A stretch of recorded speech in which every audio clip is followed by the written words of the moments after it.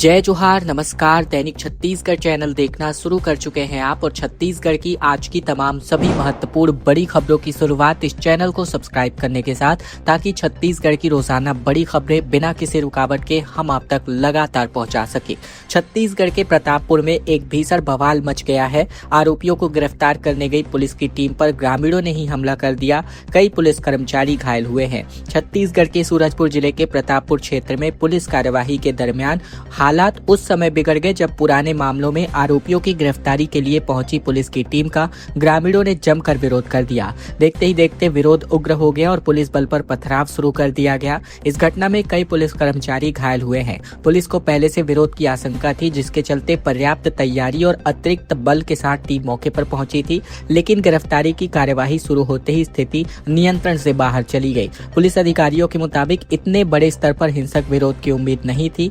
Police का कहना है कि कार्यवाही के दौरान मौके पर कई सर्वे और राजस्व की टीम मौजूद नहीं थी, बल्कि केवल पुलिस बल ही मौजूद था। घटना के दरमियान एक आरोपी को गिरफ्तार कर लिया गया है, जबकि अन्य आरोपी मौके पर से फरार हो गए हैं, जिनकी तलाश अब भी जारी है।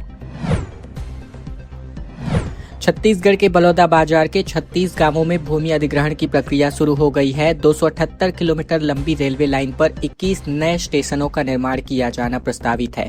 बीते कई दशकों बाद अब जाकर बलौदा बाजार को रेलवे लाइन से जोड़ने वाली बहुप्रतीक्षित मांग अब लोगों की पूर्ण होती नजर आ रही है। जिले की बहुप्रतीक्षित खरसिया परमालकसा वाया बलौदा बाजार नवा रायपुर रेलवे लाइन परियोजना अब धरातल पर उतरने लगी है। दक्षिण पूर्व मध्य रेलवे ने 16 जुलाई को बलौदा बाजार भाटापारा जिले में परियोजना से प्रभावित होने वाली जमीनों के भूस्वामियों की सूची जारी कर दी है।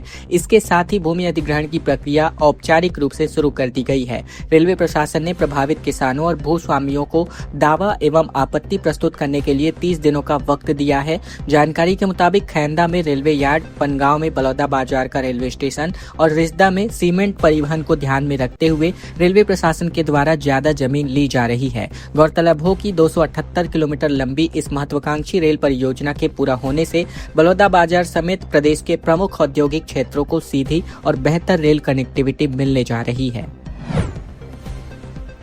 छत्तीसगढ़ के तमाम बांधों में मूसलाधार बारिश की वजह से लबालब होने की स्थिति अब नजर आने लगी है। मानसूनी बारिश के बाद अब प्रदेश के बांध भी लबालब हो चुके हैं। कई छोटे बांधों में इतना पानी हो गया है कि अब उनके गेट खोले जा रहे हैं। ऐसे बांधों की संख्या आधा दर्जन से ज्यादा बताई जा रही है। बारिश अभी थमी नहीं है। कैचमेंट एरिया में पानी की आवक को देखते हुए गेट खोलने का फैसला लिया गया है। अच्छी बारिश की वजह से राज्य के प्रमुख मध्यम और अन्य महत्वपूर्ण बांधों में जलभराव की स्थिति पिछले कई वर्षों की तुलना में बेहतर है। कुल 46 महत्वपूर्ण जलाशयों की कुल मिलाकर 6360 मिलियन घन मीटर क्षमता के मुकाबले 4334 मिलियन घन मीटर पानी उपलब्ध है और यह कुल क्षमता का लगभग 68% है। पिछले वर्ष इसी अवधि में जलभराव 42% का था।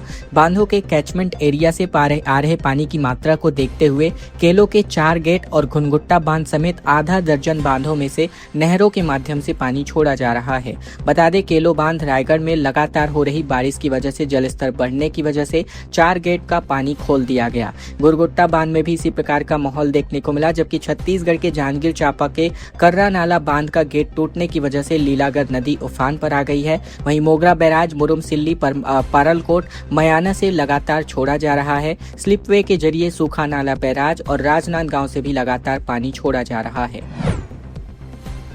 छत्तीसगढ़ के बालोद में मलेरिया को लेकर अलर्ट जारी है। 25 मरीज मिल चुके हैं। 30 संवेदनशील गांवों में डीटीटी का छिड़काव भी शुरू कर दिया गया है। बता दें, बालोद जिले में मलेरिया के मरीज लगातार मिलने की वजह से जुलाई महीने में ही मलेरिया के करीबन 15 से अधिक मामले सामने आ चुके हैं। वहीं इस बार मलेरिया संवेदनशील क्षेत्र डोंडी लोहारा बालोद क्षेत्र के लोग मलेरिया के शिकार हो रहे हैं। डोंडी के जंगल क्षेत्र के गाँवों में गुरुवार को मलेरिया विभाग की टीम निरीक्षण करने पहुंची और लोगों को सावधानी बरतने का निर्देश जारी हुआ।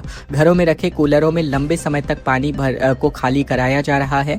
चिकित्सकों का कहना है कि बीते साल जिले में मलेरिया के तकरीबन 126 मामले सामने आए थे। वहीं इस साल अभी तक 25 मामले सामने आ चुके हैं।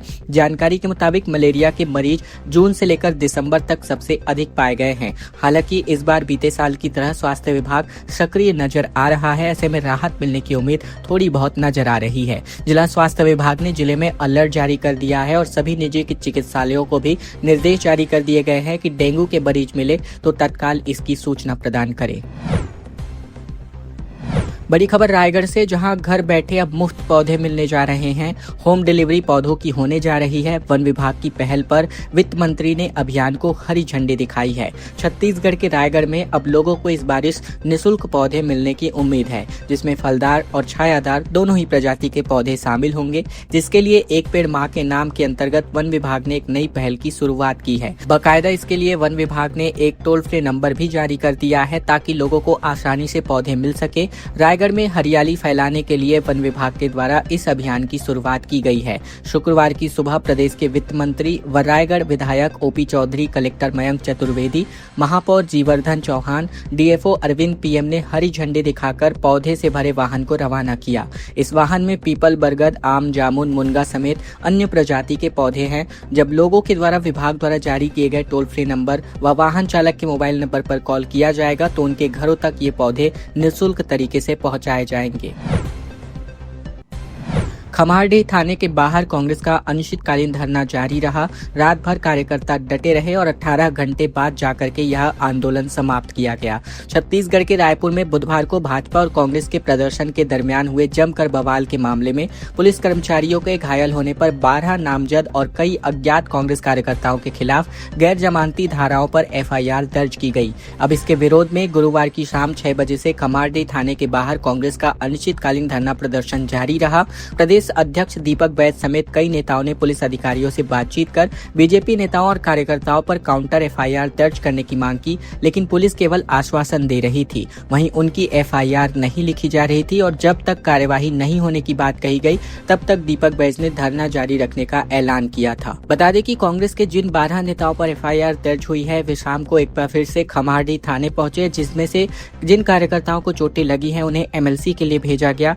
साथ ही पुलिस ने कहा कि जिन लोगों पर गैर जमानती धाराओं में एफआईआर दर्ज की गई है, उनकी विवेचना की जा रही है। सुनील कुकरेजा, विनोद तिवारी, साकलेन कामदार, आकाश तिवारी, अजीत कुकरेजा, हन्नी बग्गा, शांतनु झा, गावेश साहू, इसके अलावा खूबी डहरिया और सागर दुल्हानी, अजीज बिंजरा समेत अमित तिवारी और अन्य लोगों के नाम शामिल हैं। छत्तीसगढ़ के सहायक शिक्षक के रिक्त पदों पर भर्ती के लिए नोटिफिकेशन जारी हो चुका है, जिसके लिए आवेदन की प्रक्रिया भी शुरू कर दी गई है। छत्तीसगढ़ में सहायक शिक्षक के रिक्त पदों पर भर्ती की प्रक्रिया शुरू हो चुकी है। छत्तीसगढ़ कर्मचारी चयन मंडल यानी सीजीईएसपी ने लोक शिक्षण संचालनालय के प्रस्ताव के आधार पर लिखित भर्ती परीक्षा के आयोजन के संबंध में नोटिफिकेशन जारी कर दी है। भर्ती परीक्षा के लिए ऑनलाइन आवेदन की प्रक्रिया 24 जुलाई से शुरू होकर 21 अगस्त 2026 तक चलने जा रही है। जारी सूचना के मुताबिक सहायक शिक्षक भर्ती लिखित परीक्षा की संभावित तिथि 11 अक्टूबर 2026 तक निर्धारित कर दी गई है। परीक्षा के लिए प्रदेश के 16 जिलों में परीक्षा केंद्र बनाए जाएंगे। अभ्यर्थियों को ऑनलाइन आवेदन करते समय निर्धारित परीक्षा शुल्क का भुगतान ऑनलाइन माध्यम से करना होगा। छत्तीसगढ़ शासन के नियमानुसार छत्तीसगढ़ राज्य के स्थानीय निवासी अभ्यर्थी जो इस भर्ती परीक्षा में उपस्थित होंगे, उन्हें परीक्षा शुल्क वापस कर दिया जाएगा। गजब का विकास देखने को मिल रहा है। उद्घाटन से पहले ही रायपुर विशाखापट्टनम नेशनल हाईवे पर दरारें आ चुकी हैं। करीब 20,000 करोड़ के रायपुर विशाखापट्टनम एक्सप्रेसवे की गुणवत्ता पर अब सवाल उठने लगे हैं। उद्घाटन से पहले ही सड़कों पर लंबी दरारें दिखने लगी हैं। छत्तीसगढ़ कांग्रेस ने सोशल मीडिया पर तस्वीरें साझा करते हुए नेशनल हाईवे की कार्यशैली पर सवाल उठाया है। साथ ही तंज कसते हुए कहा कि फीता काटने से पहले सड़क फट गई। कांग्रेस ने सोशल मीडिया एक्स पर पोस्ट करते लिखा कि विकास का एक ऐसा नमूना शायद पहली बार देखा होगा। भारतीय राष्ट्रीय राजमार्ग प्राधिकरण यानी एनएचएआई के द्वारा बनाए गए रायपुर विशाखापट्टनम राष्ट्रीय राजमार्ग की ये तस्वीरें बहुत कुछ बयां कर रही हैं। राष्ट्रीय राजमार्ग की सड़क उद्घाटन से पहले ही जवाब दे गई, फीता कटने से पहले ही सड़क फट गई और ये गजब का विकास है। बता दें, एनएचएआई के द्वारा रायपुर से विशाखापट्टनम तक 464 किलोमीटर लंबे 6 लेन सड़क का निर्माण कार्य किया जा रहा है। करोड़ों के इस प्रोजेक्ट का कार्य लगभग पूरा किया जा चुका है। एक्सप्रेसवे रायपुर, धमतरी, कांकेर, कोंडागांव, कोरापुट और सब्बावरम जैसे मुख्य शहरों को विशाखापट्टनम बंदरगाह से जोड़ेगा। भारतमाला परियोजना के अंतर्गत इस सड़क का निर्माण कार्य कराया जा रहा है। प्रोजेक्ट शुरू होने से छत्तीसगढ़ के आर्थिक विकास को गति मिलने की मजबूत संभावनाएं हैं। अतिथि शिक्षकों का 23 दिनों का आंदोलन स्थगित हो चुका है। 5 सितंबर तक मांगों पर निर्णय का अल्टीमेटम जारी हुआ है, नहीं तो 6 सितंबर से एक बार फिर प्रदेश व्यापी आंदोलन की चेतावनी विद्यामितान संघ के द्वारा कर दी गई है। बता दें, दुर्ग में पिछले 23 दिनों से चल रहा, साथ ही पूरे छत्तीसगढ़ में चल रहा अतिथि शिक्षकों का आंदोलन शुक्रवार 24 जुलाई को 24वें दिन औपचारिक रूप से स्थगित कर दिया गया। हालांकि अतिथि शिक्षक संघ ने स्पष्ट किया कि आंदोलन खत्म नहीं हुआ है। सरकार को 5 सितंबर यानी शिक्षक दिवस तक अंतिम समय दिया गया है। मांगे पूरी नहीं होने पर 6 सितंबर से प्रदेश भर में एक बार फिर आंदोलन शुरू किया जाएगा। संघ की प्रतिनिधि अर्चना सिंह ने बताया कि स्कूल शिक्षा मंत्री गजेंद्र यादव के निर्देश पर पदाधिकारी शिक्षा सचिव से मिले। 22 जुलाई को हुई बैठक में अतिथि शिक्षकों की मांगों पर चर्चा हुई। सरकार ने तत्काल संविलियन संभव नहीं होने की बात कही, लेकिन त्वरित मांगों पर सकारात्मक पहल का भरोसा दिया। इसी आश्वासन के बाद आंदोलन स्थगित करने का निर्णय लिया गया। संघ ने आरोप लगाया कि आंदोलन समाप्त करने की घोषणा से पहले ही पुलिस ने कई पदाधिकारियों को हिरासत में ले लिया। अर्चना सिंह ने कहा कि महिला पदाधिकारी तुलसी मैडम को जबरन ले जाने का वीडियो भी सामने आया। रेलवे स्टेशन और बस स्टैंड पर भी शिक्षकों को रोकने की शिकायत मिली, जिससे आंदोलनकारियों में नाराजगी और काफी बढ़ गई थी। भाजयुमो ने अपने सदस्यता अभियान की शुरुआत कर दी है। बस्तर के 7 जिलों में 29 जुलाई तक सम्मेलन आयोजित होगा। यूथ कांग्रेस चुनाव के बीच युवाओं पर फोकस रहने जा रहा है। छत्तीसगढ़ में एक तरफ युवा कांग्रेस के संगठनात्मक चुनाव जारी हैं, तो वहीं भारतीय जनता युवा मोर्चा यानी बीजेवाईएम ने सदस्यता अभियान ज्वाइन बीजेवाईएम शुरू किया है। बीजेवाईएम प्रदेश अध्यक्ष राहुल टिकरिहा ने मातंतेश्वरी मंदिर में दर्शन के बाद धुरली पंचायत में आयोजित सम्मेलन से इस अभियान की शुरुआत की। भाजयुमो के अनुसार युवा QR कोड स्कैन करके या वेबसाइट पर जाकर ऑनलाइन सदस्य बन सकते हैं। सदस्यता अभियान के अंतर्गत भाजयुमो 29 जुलाई तक बस्तर 7 जिलों में सम्मेलन आयोजित करने जा रही है। GGU के लॉ डिपार्टमेंट पेपर लीक का मामला, जिसकी वजह से अब री एग्जाम नोटिफिकेशन जारी किया गया था, उसको भी रद्द कर दिया गया है। 27 जुलाई से इस एग्जाम को किया जाना था। छात्रों के विरोध के बाद अब वापस आदेश कर लिया गया है। छत्तीसगढ़ के बिलासपुर स्थित गुरु घासीदास सेंट्रल यूनिवर्सिटी यानी GGU ने 27 जुलाई को होने वाली BA LLB के 6ठे सेमेस्टर की परीक्षा का नोटिफिकेशन रद्द कर दिया है। छात्रों के विरोध के बाद विश्वविद्यालय प्रशासन ने यह फैसला लिया। बता दें कि 2 महीने पहले ही डिजिटल ने यूनिवर्सिटी का पोर्टल हैक और पेपर लीक की आशंका पर खुलासा किया था, जिसके बाद मई में हुई परीक्षा को रद्द करते हुए री एग्जाम का शेड्यूल जारी किया गया था और अब इस परीक्षा का नोटिफिकेशन भी रद्द कर दिया गया है। छात्रों ने जांच रिपोर्ट सार्वजनिक करने और री एग्जाम के फैसले पर पुनर्विचार करने की मांग की। रजिस्ट्रार प्रोफेसर अश्विनी दीक्षित और अन्य अधिकारियों ने छात्रों को समझाइश दी। छात्रों का कहना था कि दोबारा परीक्षा के लिए उन्हें पर्याप्त समय नहीं दिया गया है, जिससे तैयारी करना संभव नहीं होगा। दोपहर से ही छात्र छात्राएं अपनी मांगों को लेकर विभागाध्यक्ष यानी HOD से चर्चा कर रहे थे। हालांकि कोई समाधान नहीं निकलने पर उनका आक्रोश और बढ़ गया। इसके बाद बड़ी संख्या में छात्र प्रशासनिक भवन पहुंच गए और विश्वविद्यालय प्रशासन के खिलाफ जमकर नारेबाजी करते नजर आए। सुकमा में कांग्रेस का एक बड़ा प्रदर्शन देखने को मिला। जेल में बंद आदिवासियों की रिहाई की मांग को लेकर सरकार को उग्र आंदोलन की चेतावनी दे डाली। छत्तीसगढ़ के सुकमा में कांग्रेस ने जेलों में बंद आदिवासियों की रिहाई की मांग को लेकर एक बड़ा आंदोलन किया। जिला कांग्रेस अध्यक्ष हरीश कवासी के नेतृत्व में जिले भर से पहुंचे आदिवासियों ने बस स्टैंड पर प्रदर्शन करते हुए आरोप लगाया कि सरकार बड़े नक्सलियों का स्वागत कर उन्हें मुख्य धारा में शामिल कर रही है, जबकि वर्षों से जेल में बंद निर्दोष आदिवासियों की सुध सरकार नहीं ले रही। कांग्रेस ने चेतावनी दी है कि यदि जल्द ही रिहाई नहीं होती है तो आंदोलन को और उग्र किया जाएगा। सुकमा बस स्टैंड में शुक्रवार को जिला कांग्रेस अध्यक्ष हरीश कवासी के मार्गदर्शन में जिले भर से आए आदिवासियों ने जेल में बंद आदिवासियों की रिहाई की मांग को लेकर प्रदर्शन किया। आंदोलन में बड़ी संख्या में कांग्रेस के कार्यकर्ता और ग्रामीण शामिल हुए। सरगुजा के अंतर्गत बाथरूम के वेंटिलेटर की ग्रिल तोड़ करके 3 नाबालिग एक बार फिर से भाग निकले।